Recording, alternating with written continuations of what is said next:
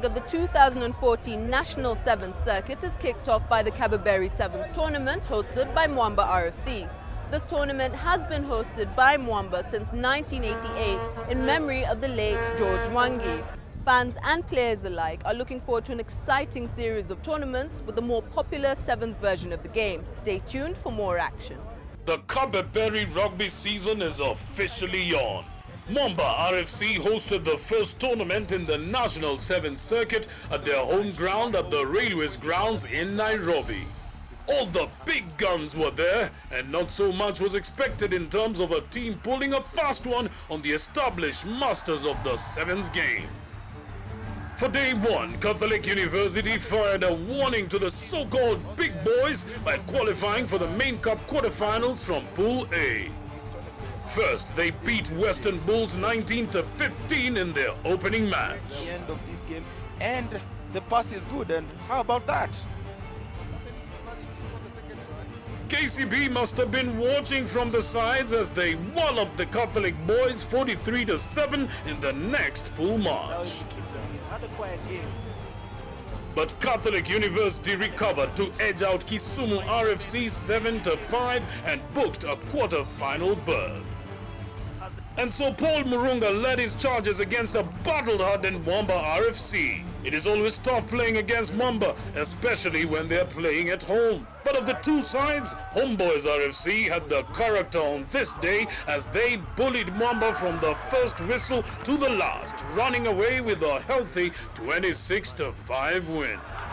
Leonard Mugaisi too quick for KCB, on the other hand, had no mercy, humiliating Kenya Cup champions Nakuru RFC 33-5 in another one-sided encounter. excellent offload Nakuru, and there. Darwin Mukidza looks like he'll draw first blood for KCB with the jersey 14. Darwin Mukidza is sure with the tries of KCB. Strathmore RFC also announced their arrival on the knockout phase with a clinical 31-7 hammering of Impala RFC.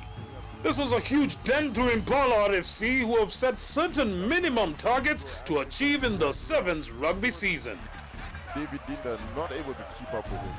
That is called absolute confidence. That bit of arrogance. And of course, we saw him doing that yesterday. The only quarter-final match that lit up the grounds was the last one, pitting Kenya Harlequins against Catholic University. Queens were the clear favorites in this one, but they were not prepared for the hard-running University boys. In the end, Queens survived a scare and barely made it through, sneaking into the last four with a 14-5 final score.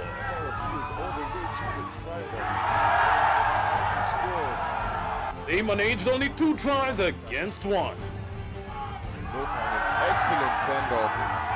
Can he stop his man? Can he get away? He can't get away. The semi-finals is where the boys were separated from the men. KCB, the city's defending champions, took on Strathmore Leos in the first semi-final. Edwin Salamba gave the Bunkers a good start with a try. Yeah, Ndimuli playing it to former Strathmore player Edwin Salamba, who touches down, opening the scoring.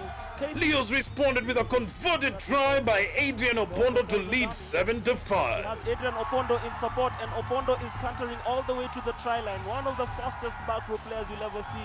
Opondo is going to score under. But Salamba was a thorn in the flesh for Strathmore as he scored another try for a 10-7 halftime lead for KCB. Edwin Salamba is going to score under the post. 10-5. Darwin Mukiza gave KCB some breathing space with a converted try. The brace against his former club. Darwin Mukidza. KCB continuity there. That's Darwin Mukidza to extend KCB's lead. The scores are now 15 points to 7. And well, only for Strathmore to score again at the death. But that was a little too late as KCB won 17-14. Churchill also is going to score under the post, and we still have a game on our hands. In the second semi-final matchup, Kenya Harlequins were off the blocks the quickest, storming a massive 19-0 lead at halftime against Homeboys. Homeboys were a different side in the second half as tries by Leonard Mugazi and Oscar Ayodi closed the gap to 7 points. Ayodi then saw yellow and was sent to the sin bin as Queens used their numerical advantage to score and go up 26-12. A gap, Clay Gendon. Clay Once Gendon it's is going over. to score. Gendon will score. It probably will be the winning try there for Harlequins. Homeboy's last try was nothing more than just making the score respectable as they lost 26-17. Try all the way, but unfortunately it's going to be a consolation try. It's going to be a consolation.